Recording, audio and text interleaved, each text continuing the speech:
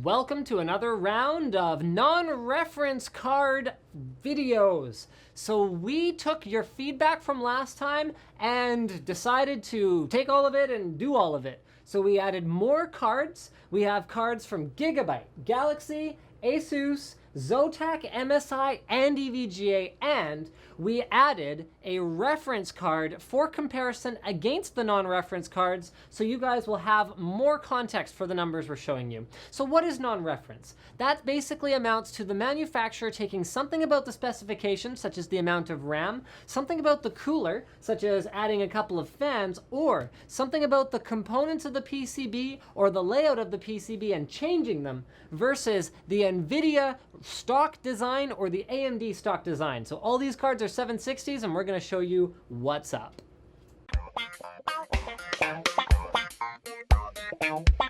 So what are the benefits of a non-reference card? Well, they can be many. In fact, most of the non-reference cards that I have here in front of me have these benefits. So number one is the use of higher quality components. This can amount to allowing the card to last longer, such as in the case of Asus's super alloy power components or MSI's military class components. You can also see better voltage regulation, so you can get better overclocking potentially out of a non-reference card, which we have definitely observed. Another thing is by adding a non-reference cooler to a card, you not only can get better cooling, but also other features such as dust-proof fans, like what you find on the Asus Direct CU2, or propeller blade fans that are using a larger diameter, such as what you'll find on the MSI Gaming Edition card, which amounts to, well, more better cooling, basically, for that one.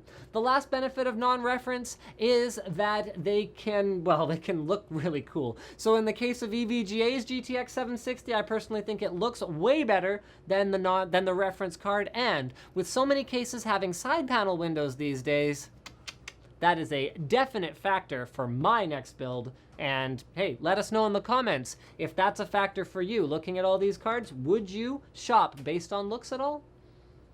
First up in our roundup is the Zotac Geforce Gtx 760. This one uses a reference cooler, but it isn't quite a reference card. It has a reference PCB, but it is overclocked to an 1150 boost clock versus the 1133 boost clock that you would find on a strictly reference edition GTX 760. Next up is the Asus Direct CU2, which is clocked at 1072 boost. All of these cards are using the same memory frequency. It uses their Direct CU2 cooler. It also has their super alloy power components, which gives you better longevity and better power delivery. And this is the first card to feature direct power, which is pretty much an enormous copper bridge that allows power to be transmitted not only through the traces in the PCB, but along this bridge, which amounts to lower impedance and therefore lower temperatures on the GPU itself. It has a nice compact PCB with a dual fan cooler and an 8-pin PCI Express single connector, the first time that I've seen this particular configuration. The MSI Twin Frozer Gaming GTX 760 features larger fans than the competitors here, a 1085 boost clock speed, super pipes, that is to say larger than normal heat pipes for cooling, and it has a large non-reference PCB to go with it. It is not the highest clocked card, but it is one of the only two cards in this roundup that features a unisync or a heatsink over the majority of the underside of the card, allowing things like the memory components and VRM to stay very cool under load. The EVGA GTX 760 with their all-new ACX Active Cooling Extreme Cooler has one of the highest clock speeds at 1137. It also is, in my personal opinion, the sleekest, best-looking card. And one of the things they've done a little bit differently from the other guys is they've got nice thick heat pipes on here, but they're using a bit of a deeper fan design with the actual fins of the heatsink itself spread out more over the entire length of the card than some of the other designs here. This allows the fans to have more static pressure than you might necessarily find in a GPU cooler design because they are typically limited to a 2-slot width. Tied for the highest clock speed is the Galaxy Geforce GTX 760 Galaxy clock, as well as the Gigabyte WindForce. However, these cards are quite different, so we're going to go through them separately. Galaxy has a very cool cleaning mode that allows you to easily clear the fans away and clean out the heatsink should you so desire, but they don't have dust-proof fans, so you may have to actually clean the dust, but the good news is that you can actually do it, unlike some of the other cards here today. Fully non-reference PCB with all of the memory modules sitting on the underside of the card. The interesting thing about this is they get to be active cooled by the two fans that are blowing down on them, whereas most of the other cards here have at least some memory modules on the back of the card itself. Galaxy has also implemented cooling holes in the PCB where air can pass directly through the card, and it has, in my personal opinion, one of the better looks out of the cards that we have here today. Gigabyte's WindForce cooler they were showing off at Computex this year. This is a slightly downgraded version of the WindForce cooler you'll find on a 770 or a 780, but that doesn't mean that it doesn't have some of the same technologies. So it uses their triangle concept for the shape of the heatsink, which allows the air to be directed down towards the PCI Express slot, helping to cool the motherboard, as well as up away from the card, allowing air to be removed away from the card as opposed to just taken away from the GPU itself. It uses a 3-fan design compared to the 2-fan design of the other cards here today, and other than that, pretty much what you've come to expect. High quality overall design to the card because, like the Galaxy, it is the highest clock card out of everything we have here today out of the box.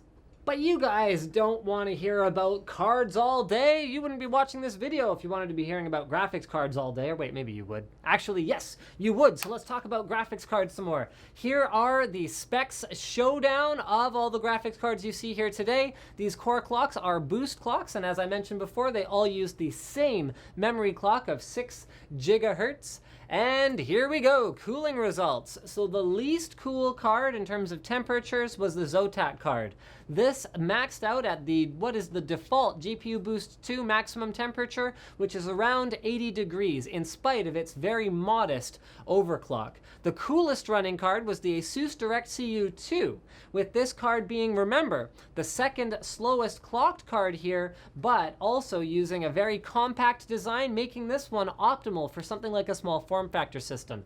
Next up is the Gigabyte WindForce. This is the largest card out of everything that we tested today, but it is also clocked the highest along with the Galaxy GC and runs second coolest, making it very, very impressive looking indeed. In the middle, we've got the MSI Twin Frozer Gaming as well as the EVGA Superclock card, and these ones look like their cooling solutions probably perform quite similarly because EVGA Superclock card was not that much behind Galaxy's GC and Gigabyte's WindForce card in terms of the clock speeds it was running at. It should be noted that all of the non-reference cards ran significantly quieter than the reference card, making them definitely great choices, and it's going to come down to shopping based on, the look, the additional features that they offer, such as how long the components are rated to last, as well as which one you can find on a smoking hot deal at an NCIX near you. Thank you for checking out this episode of NCIX Tech Tips. Don't forget to subscribe for more videos like this from ncix.com.